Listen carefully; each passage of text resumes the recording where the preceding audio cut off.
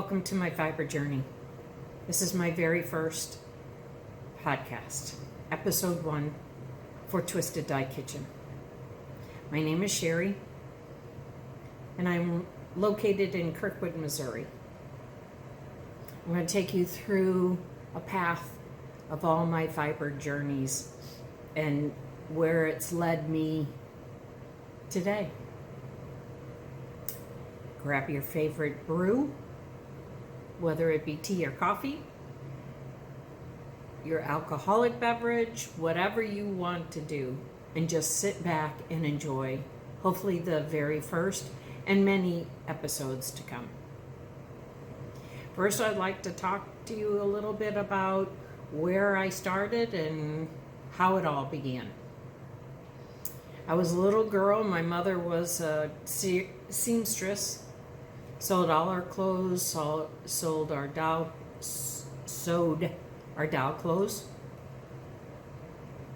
Went into me sewing and learning and experimenting. Made all my prom dresses in my junior and senior year. Then moved on into my maternity clothes. Since I was in outside sales, I needed to have a professional look, and I couldn't afford all the changes I needed to have. So I made all my outfits. When my kids got older, they didn't want anything handmade, so I really missed that fabric in my hands. I missed a big part of my life that I just didn't even realize. So that became my next passion, which was quilting. Whether it was hand-pieced or applique. Here's a very good representation of what exactly I did and how I did this. Applique, pieced. I just thoroughly enjoyed what it feels like to be under a handmade quilt, the texture. So from there, I then collected anything with orange in it. Obviously, I'm an orange fanatic, but antique quilts, they needed a home, and they found one with me.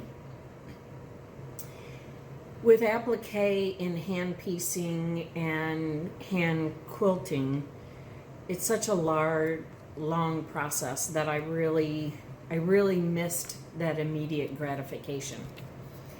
So I was walking along this city in Kirkwood, this little town, and came across this shop that had rug hooking and yarn. Rest is history. I was hooked from that on. Found a great group of women that really enjoyed creating art, having fun, being together, and just enjoying each other. The creativity, the bond, I just loved it. Being from an outside salesperson, you're in a very competitive situation, and being around a bunch of women just wasn't conducive for me. This group totally changed my perspective of being with a large group of women and just thoroughly enjoying their company. From there, the rug hooking led to knitting. Wasn't that strong of a knitter. I did quilting probably 15 years, rug hooking another 15 years. Knitting, not so much. I didn't start that until probably about 10 years ago. But I thought, why do I have to buy yarn? Why can't I make my own yarn? Well, that started a whole nother path that I went down. I bought a fleece, didn't know what I was doing, but I watched some podcasts that talked about how to clean raw fleece and then how to spin, whether it be on a wheel or in a spindle. Joined Ravelry, those groups that love to spin. I had so much fun doing that. Started with my Maja Craft Aura, which primarily was a large investment, but I did a lot of art yarn with that. Loved my art yarn because it was a very creative process. I spun bulky really high textured yarns. I also did experimenting with dyeing. So that's the name of Twisted Dye Kitchen. I twisted my yarns, I made funky yarns, I dyed the wool locks, whether they be Corriedale, whether they be Wensleydale, Teeswater, my favorite, long wool, which we'll get into a little bit later. Those do get incorporated into my rugs. I love bringing those into what I'm working on. It continues that process. It envelops a sense of I'm using what I created and then I'm creating something more. So I hope you stick around. I hope you will enjoy this journey with me and take the different paths that I've taken. The first one that I'm going to talk about, the first path, will be my rug hooking. I have a Chetty Camp frame here that we'll be talking about. I also have my spinning. I have 2 wheels that we can talk about and my fleeces. But at first, I just want you to go through the different paths and see which ones you might like to stick around and watch a little bit further. Thanks for coming, and I hope you stay. Bye-bye.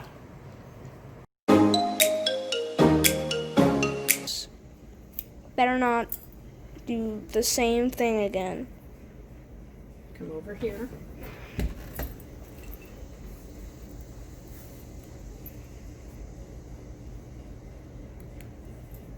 So get in close.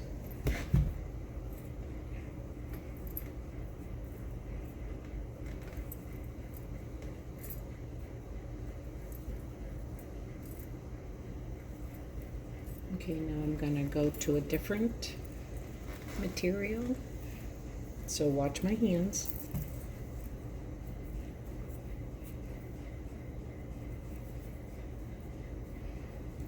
Can you see what I'm doing? Yes. Okay.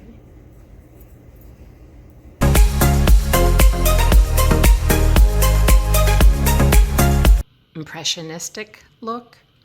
My husband and I went to Paris in 2012 and fell in love with the scene that he shot originally.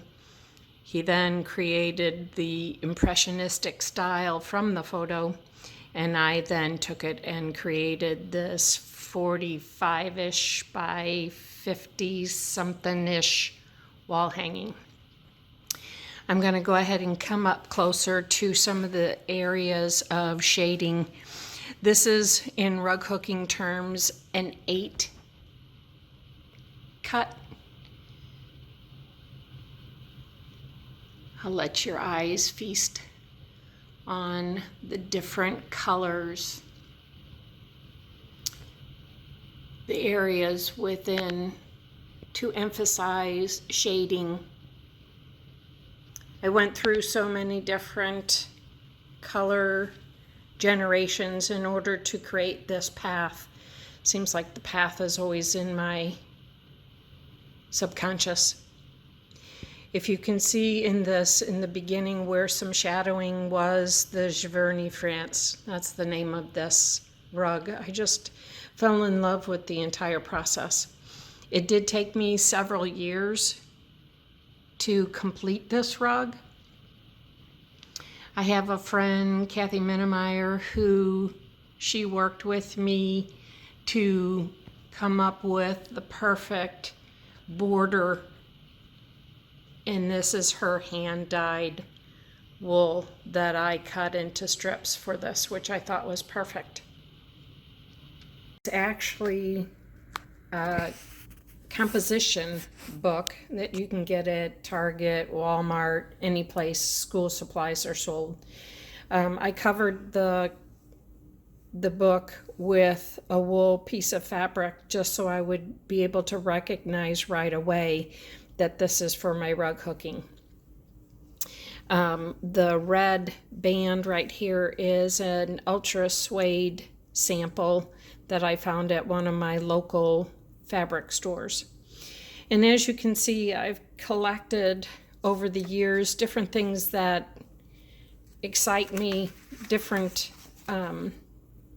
plans that I want to have for future quilts, different pieces that I see out of magazines for inspiration, sizing, any type of important information from a hooking world. These are the areas where I put my notes and jot them down.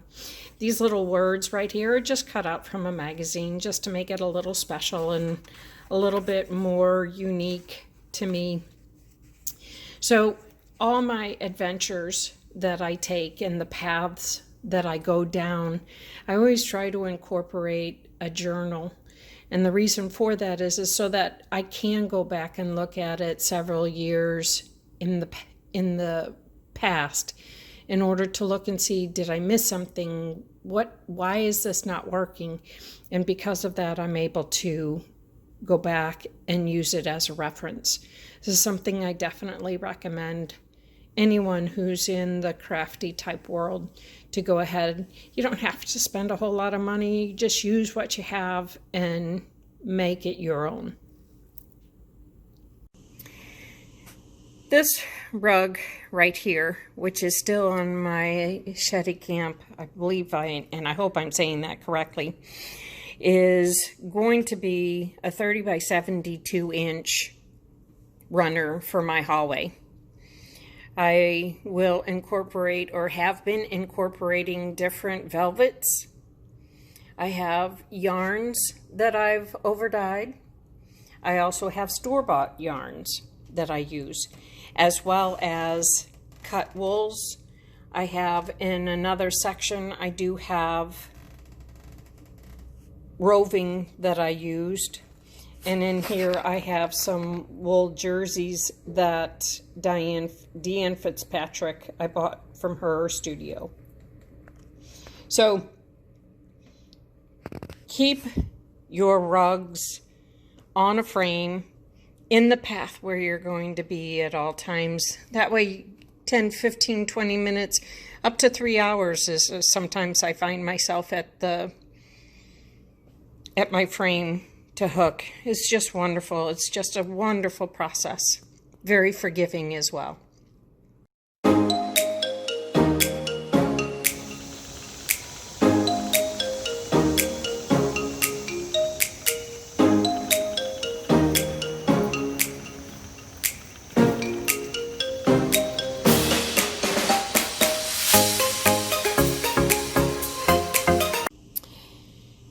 Once again, here's the path of spinning. I love this hand process. This is my support spindle stash, or at least part of it. This bag right here is button jar. Love it because I can stand up my support spindles. Different processes, different wools. Some are just from roving, dyed roving. This was some of my art yarn.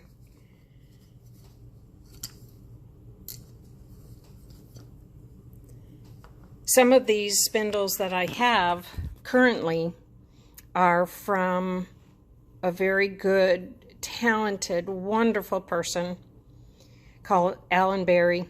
He's on Instagram. He does all these wonderful spindles. It just is such a great designer. And I'd say, well, what about this? And the next thing I know, I'll have it. Here's one of my newest, which is a hummingbird, which we have at least 20 of them in our yard.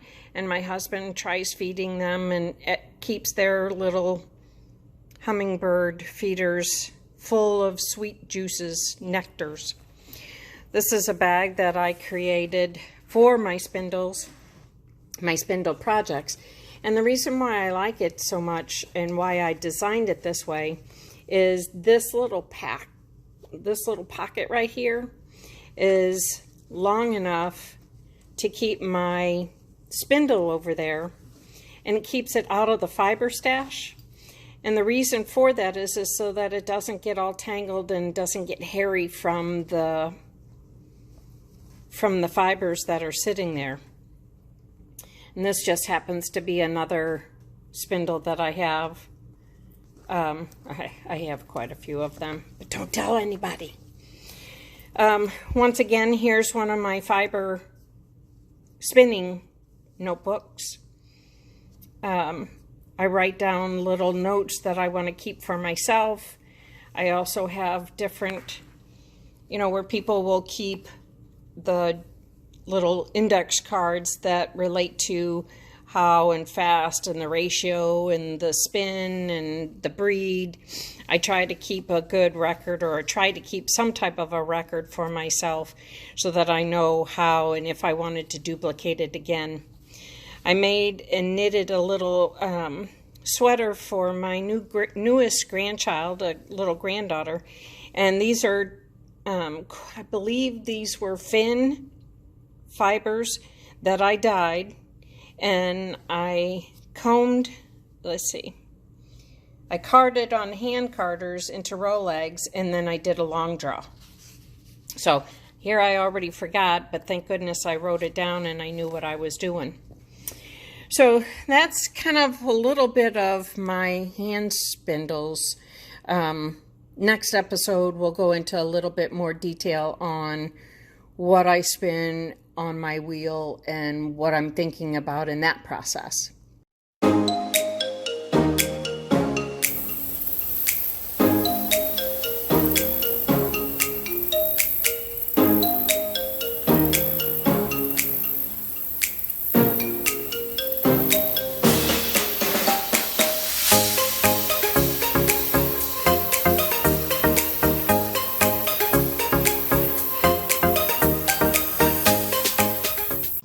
Okay, we're back now to the knitting portion.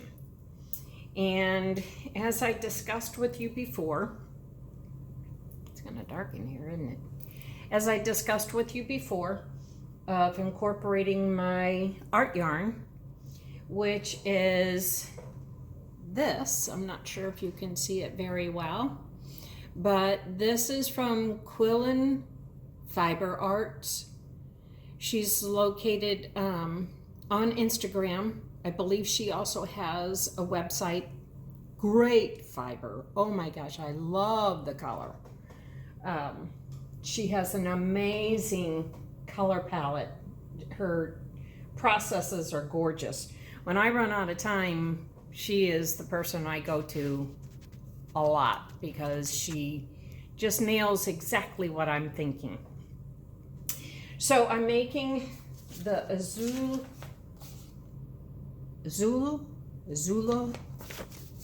I don't know if you can see that. It's Azulejo shawl by Christina Danae, Danaee. But it's almost like a Indian motif, Southwest design. I love anything Southwest Indian motif.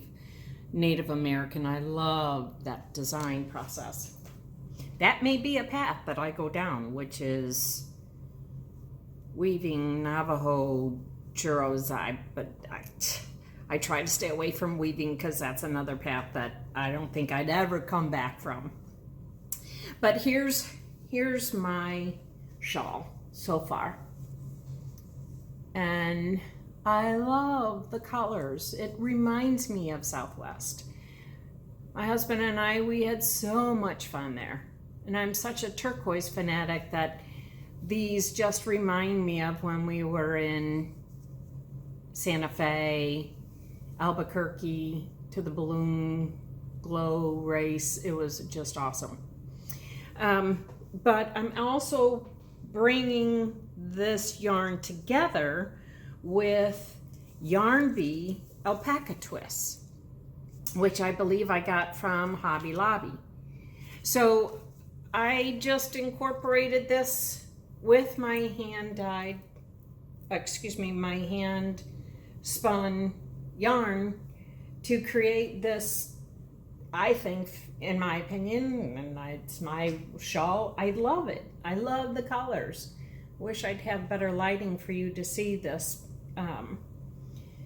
I'll take a picture of it and insert it in here so you can see, but it's just fabulous. Maybe that's a better idea of what it looks like in all the different colors. Turquoise, orange, pinks, blues, purples, just anything that you could think of or visualize for going into the Arizona deserts. Another knitting project, excuse me while I go off frame. Since I am a St. Louis Cardinal fan, and the COVID has just ruined that, but I'm making a red sweater for next year because April in St. Louis is kind of chilly, and especially in the evening. So I'm making a nice basic red pullover sweater that you can't really tell. It's a kind of a deep burgundy, and it's a Malabrigo, I believe it's a Malabrigo, called Ravelry Red, and it's pure merino superwash, 100 grams, Malabrigo. Love the color, which is not showing really well here. I'm gonna try and see. It just doesn't even photograph well. It's a beautiful deep burgundy, deep red, with lighter bits of red in it. With my hair going from brunette to gray, pretty much white right here, I had to change my color palette, go figure. And because of that, you really have to think, what color choices am I gonna have? And really think about that when you're producing anything for yourself, making anything for yourself. You want to enhance the coloring that you have. I'm sure you can tell by my little ponytail. This is me, folks.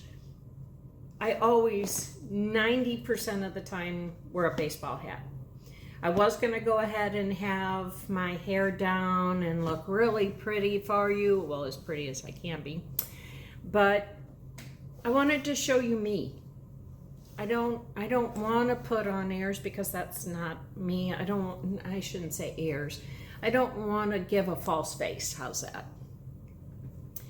And I'm very down to earth. Not by having all this fiber stuff, but I'm minimalistic. I just feel very passionate about the fiber journeys that we're on.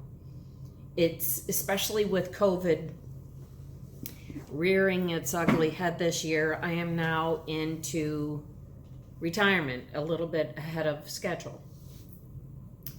And I was in the trade show environment. I was an account manager for about 5 years, a little over 5 years.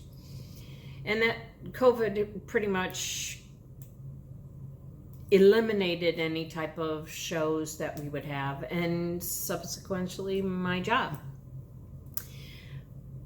At first I wasn't okay with it because I've been working since I've been basically 15 and a half. I've always worked, and always my parents were of the belief if you wanted it, you had to work for it and you had to earn for it. So that belief sticks with me even to this day. My kids are the same way. If I don't have the money, I don't buy it. So that's because I have this wonderful fiber process, this passion that I have for it. I have stashes galore downstairs in my fiber room that can keep me busy at least for a couple of years. I'm happy with that. I earned it. I bought it for myself for knowing that I would be retired pretty soon. I have more rugs planned in my head for designs. I have a few kits to sell. I have also thought about teaching some of the techniques that I've developed. They're nothing new. Nothing is really new, it just evolves. But maybe my don't worry about it, just play attitude helps people overcome those fears of doing something new. I encourage people to bring out that inner child.